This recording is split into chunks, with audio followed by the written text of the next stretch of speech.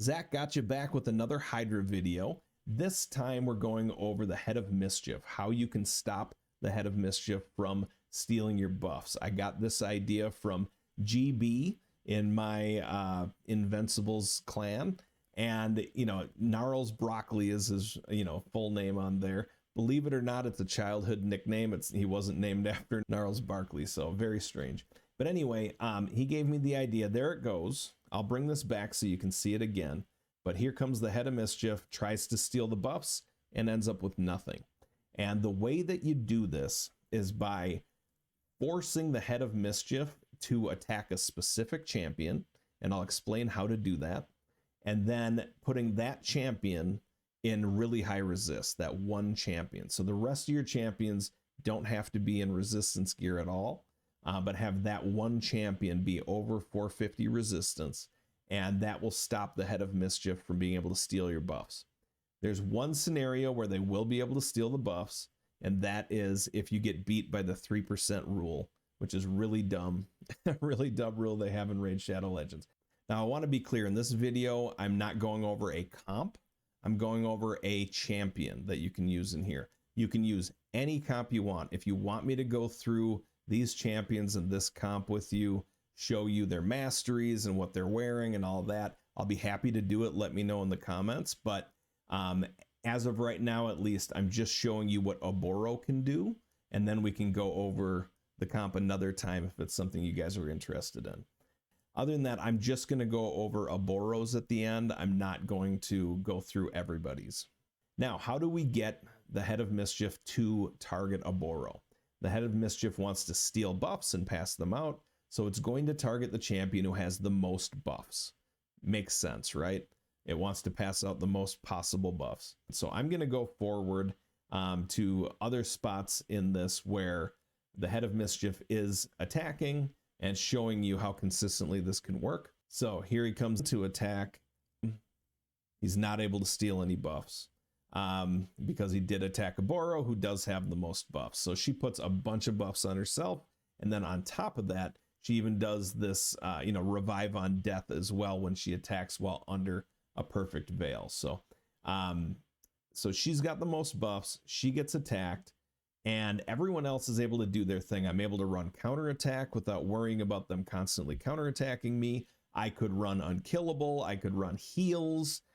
This opens things up to Bad L. This opens things up to probably Wither. I mean, there's a lot of potential opportunities here. If it's a rotation without the Head of Decay in there, then block buffs works pretty well. And it works kind of okay otherwise. But this way, I didn't even have to bring block buffs in here. I didn't have to bring in Umbral Enchantress or Gurptuk or anybody like that. Both very good at that job. And I was able to do this. The other thing I was able to do was bring in big shields. So whether you have Valkyrie like I do, or you have Brogni, or you have, Sir Nick, you don't want those shields to be able to be stolen. Then you have to hit through the shields to kill them. I know with Brogni, you don't have to worry about that. His are not stealable anyway, but you get the idea. Buffs are great. They help you do so much more damage. Increase attack. If they steal that, now they're hitting you harder. There's so many things that you don't want them to take from you, and this prevents that from happening. So what I'm going to do, I'll just show you a couple more, and then after that, I'll show you how she's built and explain to you what our thought process was in that. All right, about to attack again. There it goes. No steal again. Now that, Ally Protect came from the other heads. That's not something that was stolen from me, but that's another possibility now. Ally Protect can be used. The problem with Ally Protect specifically, if you use it on your team and they steal that from you, then when you attack that head, you hurt yourself. And that's a really, really bad thing if you've built strong nukers on your team. Okay, here it comes again. There. Oh, spit us out. Now, it attacked, didn't steal any. So again, fantastic. What eventually gets us to wiping this, I believe, is they do swallow Oboro, and it all kind of falls apart from there. Here we are at turn 94. We're pretty far into this thing. We do get higher. We're well over 100. I believe Gnarls Broccoli in my group, GB, I believe he got all the way to turn 150 with one of his comps. So, and he's asking me to look at it, and I'm like, I don't know, man. If you made it to turn 150, I think you got a pretty solid team. But now the other good things about Oboro, she has a buff steal. So if she could target the Head of Mischief right now, she'd be able to steal it. If the Head of Mischief does manage to pass it to some of the heads, you can target a head and steal those buffs back. So that's helpful. Also, I've had her steal reflect damage from them, and I've had her steal the ally protect. So now when they attack her, they actually hurt themselves, which can be kind of nice. All right, here we go. And again, there you go. All right, so we finished at 28 million on hard. It's definitely good enough to really, help your clan get a leg up, and it's more than a 1 key. So a 1 key would be 20 million. So Oboro did not do much damage. I think it was 2.7 million.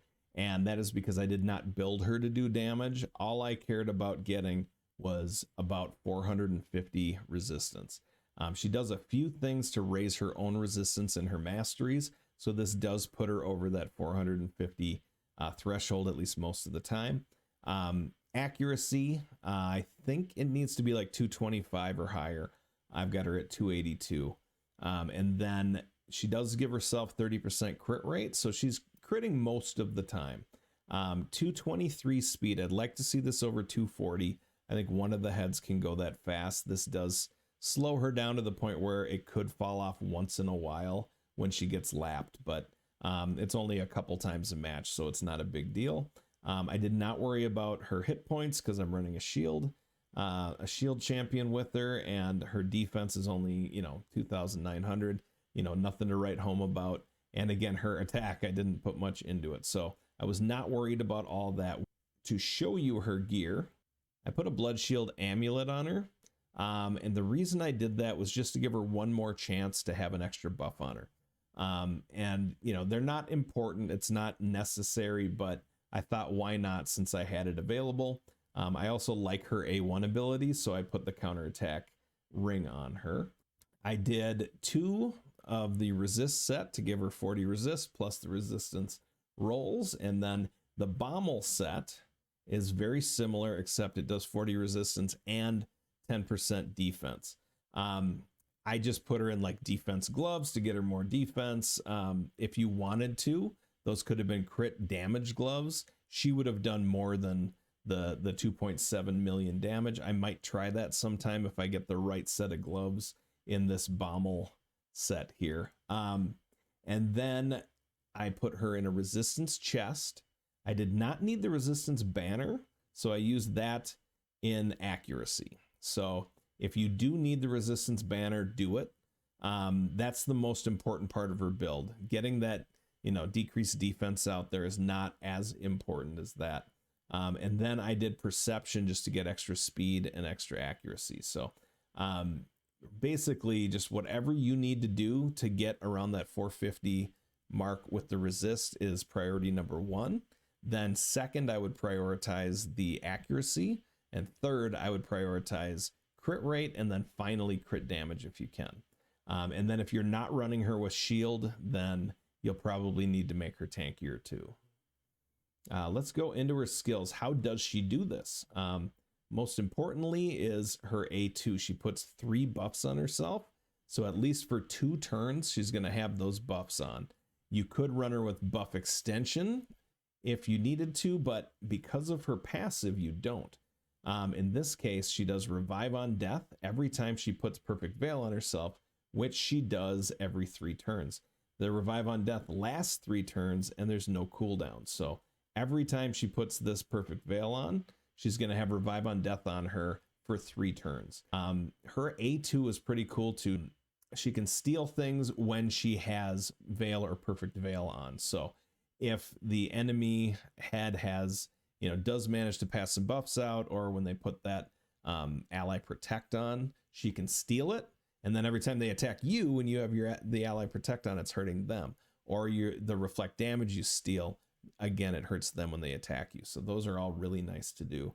And then her A1, as long as they have 4 or more debuffs on, she's going to attack everybody, and she's going to put decreased defense on them at, a not great chance. I think it's a 50% chance to do it.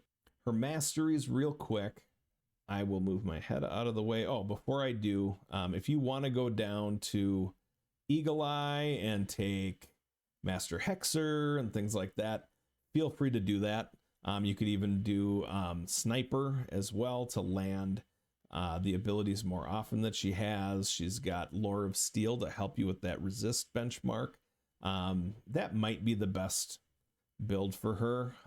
I chose, so because I didn't need the extra accuracy, I chose to go down to War Master. And that's really the only super important one of this tree. That's why she got 2.7 million damage. It probably would have been like 1 million or 1.5 had we not had War Master. And then the defense tree, you can go defense, or you could go more resist if you need it. This one's nice. AoE attacks by 5%. That's really nice to have. This one's nice. Removes a debuff when you lose 25% of your max HP, but also extra resist when she puts those buffs on herself. She's putting 4 on. That's an extra 20 resist, so that's really nice. And then because of that A1 that she has, where she puts decreased defense out there, Retribution's really nice, and so is Deterrence. These are the counterattack masteries, if you're not familiar. So that is Oboro. I now think she might be, next to Inquisitor Shemael, she might be the most important possible champ for this. However, it doesn't have to be her. There are other champions that self-buff, and those that do have the chance of doing this. Even maybe Genbo. I don't know if he'll stay on the whole time, but champions like that have this potential. So again, I'm Zak Gacha back. I hope you guys really enjoyed this video. I hope you found things that were useful, and I hope you come back for more. I'm the kingpin, top dog, top flow, boss mode. I'm the kingpin.